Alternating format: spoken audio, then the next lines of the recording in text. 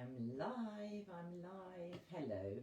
It's Sunday afternoon and I'm reading The Awakening Letters.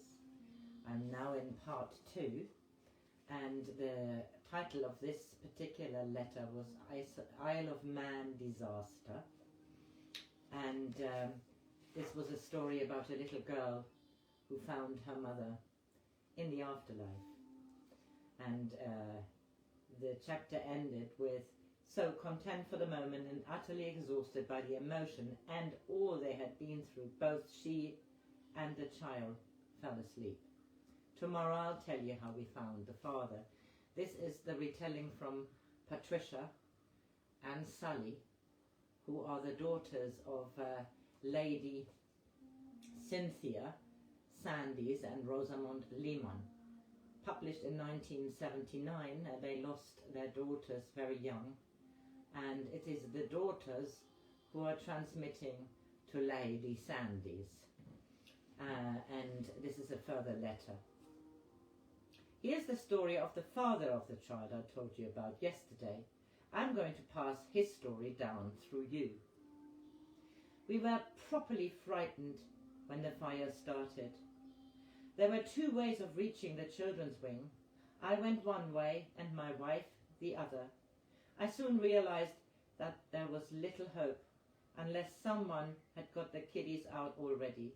But even that hope died when I got there and found the remains in a molten condition. I saw there was nothing to be done but to try and help anyone I could. I found 3 children sheltering behind a wall and slowly suffocating from the smoke. I told them to lie flat and crawl with me towards the passage that might still be untouched by fire. We reached the entrance and the way ahead seemed possible. But the fire was roaring over our heads, and as we reached the entrance, a great beam or block of concrete fell on us. It was so sudden, I was knocked out instantly, and so were the children. The next thing I knew, I found myself standing outside on top of the wreckage. It was burning furiously, but it didn't touch me, and one by one the children joined me and cowered close together. We were all standing on the glowing embers, but we weren't being burned. I couldn't understand it. I didn't dare to move, as there was fire all around us, and the children were terrified. I wasn't somehow. This was all so strange. Some queer draft, I thought, had taken the heat from the spot where we were. And if we could only stay quiet till the fire might burn out, or rescuers reach us. So I told the children to stay quite still and wait. We did so. The fire blazed and we were all caught up in a strange way by the beauty of it. And out of the fire seemed to come shapes and forms of living people. Others joined us, seeing that we were unhurt, and we became quite a large group. Then suddenly we heard voices calling us. Don't be afraid. Walk out. Lift yourself. You are free of the fire. We took no notice at first. How could we lift ourselves out of the fire? Then a girl of about 15 came up to me and said, "This is exciting. It's like the astronauts walking in space. Have you tried it?" "Well, no," I said. "How can I?" "Like this." And she took my hand and seemed to be stepping into the air. Quite unconsciously I followed her, and so did the children who were clinging to me. We were all a bit light-headed when we found ourselves walking in the air over the fire and looking down into it. Someone said, "Don't look down, look up." I did so and saw a whole mass of people like ourselves actually walking on air. I thought, this is the strangest phenomenon.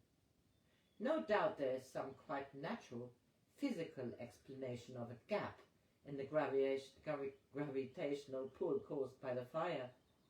I was still very weary. I thought it might close in suddenly and we should all fall down among the blazing ruins. So I told the children to hold on to me. and we would move as carefully as we could while this strange pocket of air held us. I hoped until we were out of range of the burning building.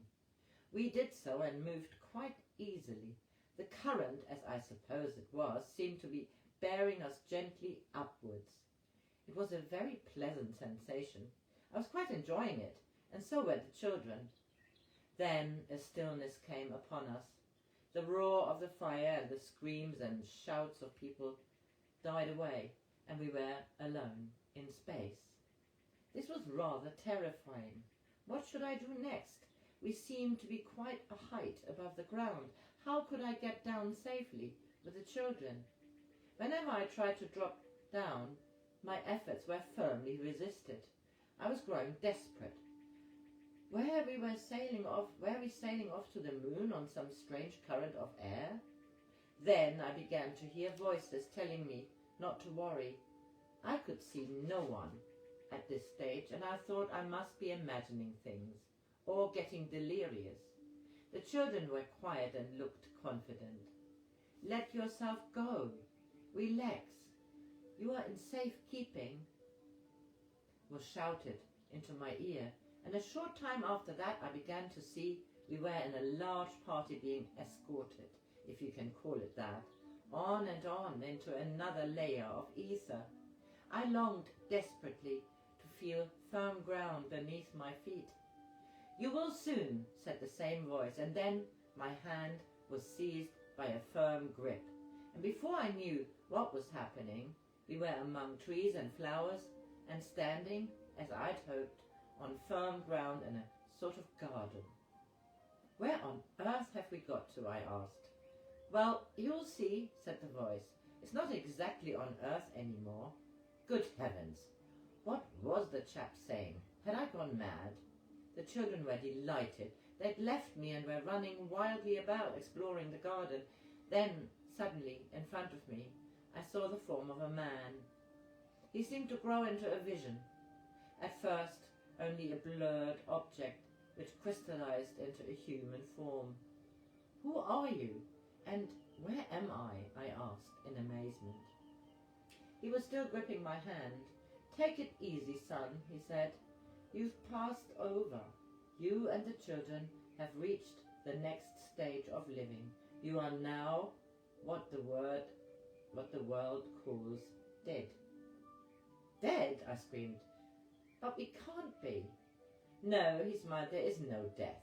That was one of the many illusions that we all find on coming here. But, I said, if I'm dead, so are my wife and child. I know. I saw them. They are no more dead than you, he said quietly. But at the moment they are sleeping off the exhaustion of this tremendous experience. And you and the children must do the same. I suddenly realized that I was dead beat. The children had already come back to me and were lying asleep like puppies on the ground.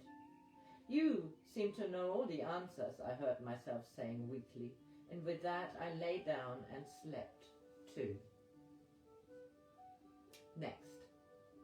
A letter from Patricia, written at Pergamon, where her mother and Joe were obliged to stop because their car broke down. Pergamon was the site of Asclepius, ancient place of healing. I do want to tell you more about Asclepius and what I saw.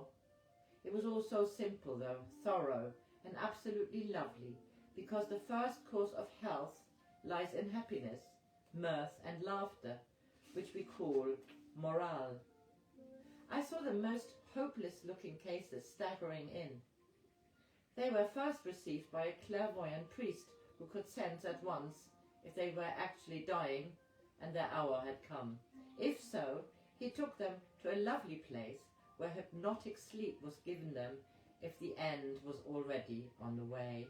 That means if the aura had the passing light, that is the circle of light which enters when the call has been sent out for the spirit to return.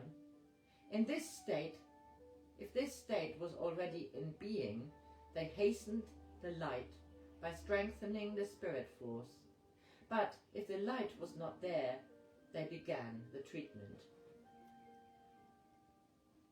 I did not see any failures, but there must have been some who fell back into the old ways of thinking.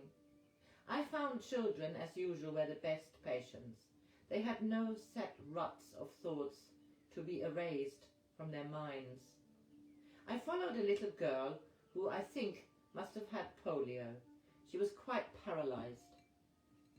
I thought she looked a hopeless case. The priest looked very carefully into her aura and murmured, "We may be just in time." She was carried to the lustral spring and bathed in it. This seemed to ease her a little. Then she was given light hypnosis, to which she responded immediately, and was laid on the bed of springy herbs, a sort of heather, with a soft wool covering, and she slept. I waited to see her wake up. She did. Some hours later, stretched her poor crumpled limbs, opened her eyes, and smiled at me. "You are well," I said to her spirit. "Quite well." The priestess came and gently massaged her all over and inquired about her dreams. She replied, "I have been in a lovely place, full of children, some older, some younger, but they were all ill to start with, and then they all got well and began running about." "Just like you," said the priestess. "So now off you go." And she took her hand, and the child sprang up and went skipping out into the sunshine. The priestess turned to me and said, "Isn't it easy with children? Now you shall see a harder case." This was a woman of about 60 who had suffered from some long-standing complaint of her stomach. I couldn't diagnose it, but she arrived in great pain and was given the same treatment as a child.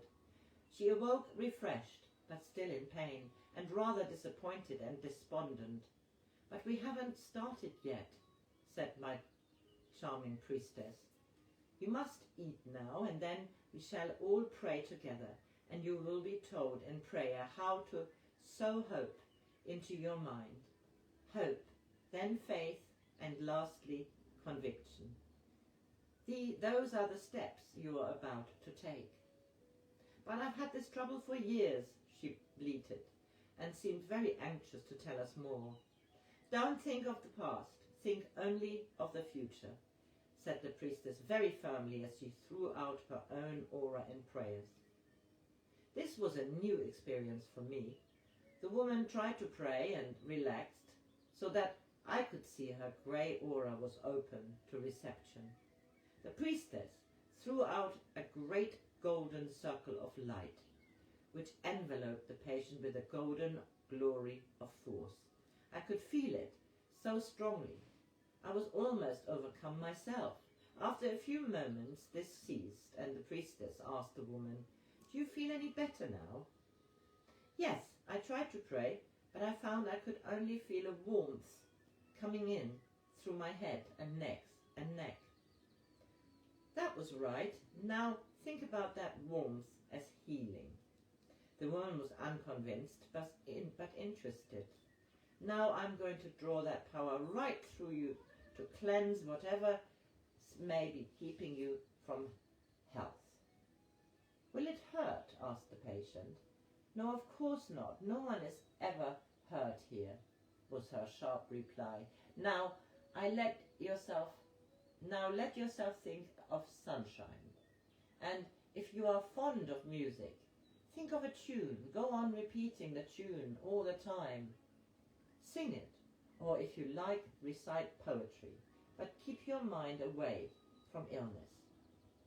The woman understood and began moaning out some dreary dirty which kept her mind away from the trouble. After a time she grew sleepy and soon dozed off. I waited, and when she woke she was decidedly better, stronger, younger, and more alive. "I do feel better," she answered. "I believe it is doing me good." The priestess came to her and asked if she had been dreaming. "Yes, that it was all a sad story of poverty and sickness, which was suddenly converted into light. So I stop this here, and I continue in part 2